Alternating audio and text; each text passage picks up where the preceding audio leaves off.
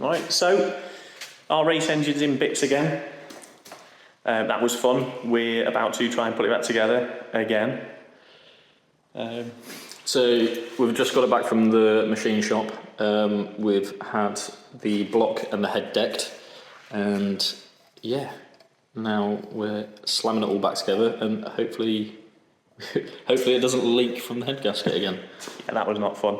We've got 1 day to put it back together because we're going to try and drive the car around tomorrow. We've only got the 1 weekend, so not like we're into rush jobs or anything. Welcome to Honey Badger Racing.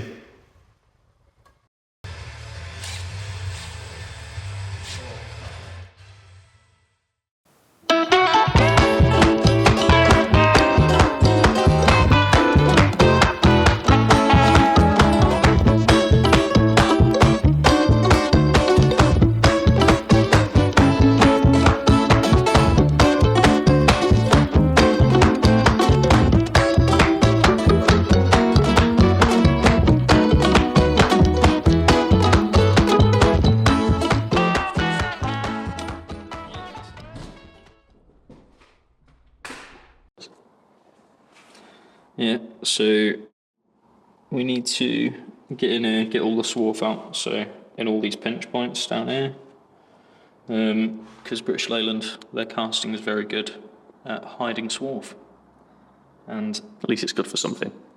yeah, so we'll get this cleaned, get it on the bench, slap it back together, bish bash bosh, in the Kia. Simply assemble. Yeah. This is our Triumph 1300 engine block that we warped the deck on a little bit at the end of last season, so we had to send it off to get skimmed alongside the head.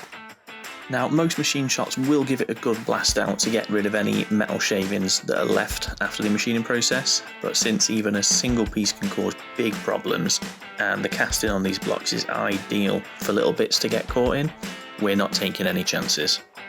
The machine shop has coated the deck surface and all the bores in a special wax that's there to protect the surfaces from corrosion, which will have to come off as well. So we're going to give it a full clean down, top to bottom.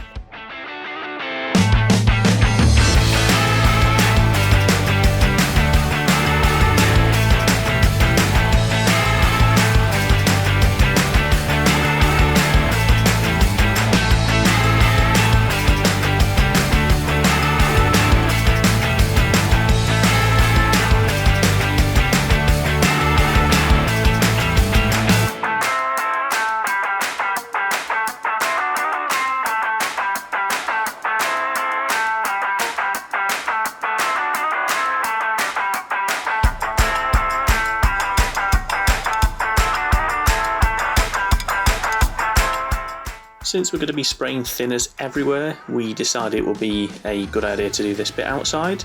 We made this quick setup here just to allow us to spray up inside the block and allow any shavings or grot to just fall straight out the bottom onto the floor.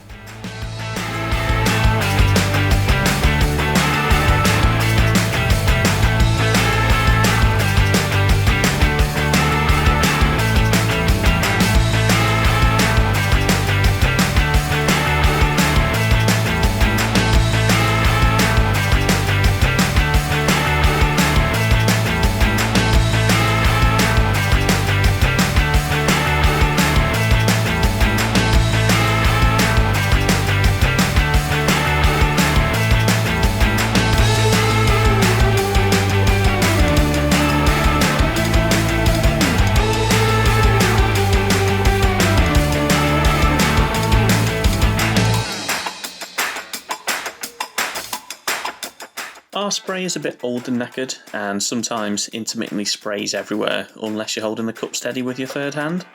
This can turn some jobs into a two-man job, which really isn't what we needed this weekend, but me and Brandon got to spend some time together, so that's okay.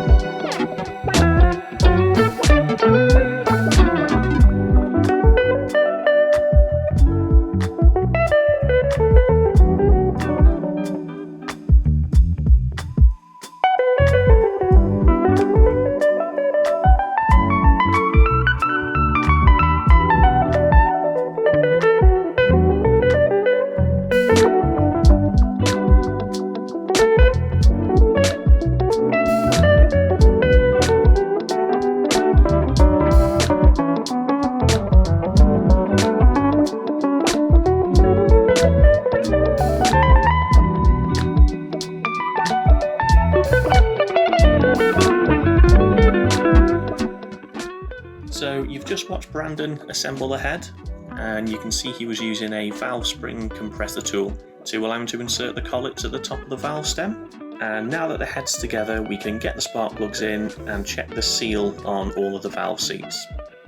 Now, a great way of doing this is to fill the combustion chamber with thinners or something else that can easily get through tight gaps, and watch for any drips coming down. A sheet of blue roll paper underneath can make it much easier to see any spots of liquid. Now, for a road car, this on its own works just fine, although for our application we really want to make sure that the seal is absolutely perfect. So a handy trick to be extra sure is to grab a compressor and blow her into the head and to look for any bubbles coming through. As you can see here, a couple of our valves aren't seated perfectly, and we wouldn't have known if we hadn't have used this technique. So what that does mean though is that we'll have to strip the head down again, and after lunch we'll do what's called lapping the valve seats, and then build the head back up again and do another leak test in the afternoon. Speaking of lunch, it's been a long morning and it's time for us to go and grab something to eat and see if we can finish the engine build in the afternoon. So thank you very much for watching, and we'll see you in the next episode. Right sentence? I don't know. I don't know, maybe. Probably.